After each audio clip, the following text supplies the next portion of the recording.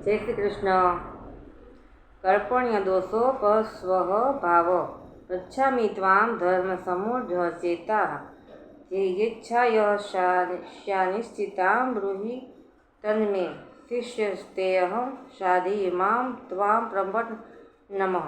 આથી કાયરતારૂપી દોષને લીધે જેનો સ્વભાવ નાશ પામ્યો છે એવો તથા ધર્મની બાબતમાં મોહચિત થયો હું આપને પૂછું છું કે જે નિશ્ચિત રૂપે કલ્યાણકારી સાધન હોય તે મને કહો, કેમ કે હું આપનો શિષ્ય છું. માટે આપને શરણે આવેલા મને ઉપદેશ આપો.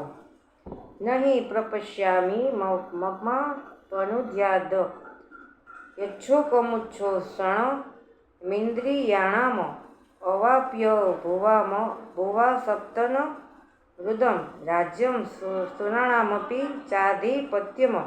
કેમ કે પૃથ્વીનું નિષ્કંટક અને ધનધાન્યથી સંપન્ન રાજ્ય તેમજ દેવતાઓનું આધિપત્ય પામીને પણ હું એવો ઉપાય નથી જોતો જે મારી ઇન્દ્રિયોને સુકવનારા શોકને નિવારી શકું.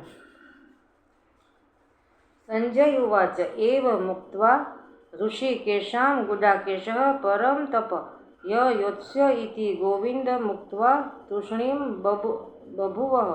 સંજય બોલ્યા, હે રાજા, નિંદ્રાને જીતનાર અર્જુન અંતર્યામી શ્રી કૃષ્ણ મહારાજ પ્રતિ આમ કહીને પછી શ્રી ગોવિંદ ભગવાનને યુદ્ધ નહીં કરું એમ સ્પષ્ટ કહીને ચૂપ થઈ ગયા. તમુવાચ ઋષિકેશાઃ પ્રહસન્નિ ભારત સૈન્યોરુભયોર્મધ્યે વિષીદન્તિમિદં વચઃ. હે ભરતવંશી ધૃતરાષ્ટ્ર, અંતર્યામી શ્રી કૃષ્ણ મહારાજ બંને સેનાઓની મધ્યે શોક કરતા અર્જુન પ્રત્યે મલકતા હોય એમ આ વચન બોલ્યા. શ્રી ભગવાન ઉવાચ અશોચ્યાનન્વશોચસ્ત્વં પ્રજ્ઞાવાદાશ્ચ ભાષસે ગતાસુનશ્ચ નાનો શોચિંતિ પંડિતાઃ. શ્રી ભગવાન બોલ્યા, હે અર્જુન, જેમના માટે શોક કરવો યોગ્ય નથી તેમના માટે તું શોક કરે છે અને જ્ઞાનીજનો જેવા વચનો બોલે છે, પરંતુ જેમના પ્રાણ જતા રહ્યા છે તેમના માટે કે જેમના પ્રાણ નથી ગયા તેમના માટે જ્ઞાનીજનો શોક નથી કરતા. ન ત્વેવાહમ જાતુ નાશમ ન ત્વમ નેમે જનાધિપાઃ ન ચેવ ન ભવિષ્યામઃ સર્વે વયમતઃ પરમ.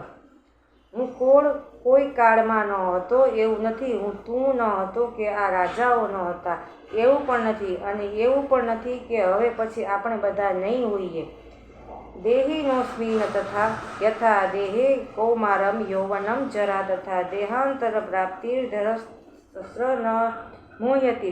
જેમ જીવાત્માને આ શરીરમાં બાળપણ, યુવાની અને વૃદ્ધાવસ્થા પ્રાપ્ત થાય છે તે જ પ્રમાણે બીજા શરીરની પ્રાપ્તિ થાય છે એ બાબતમાં ધીર પુરુષ મોહિત થતો નથી. રાધે રાધે.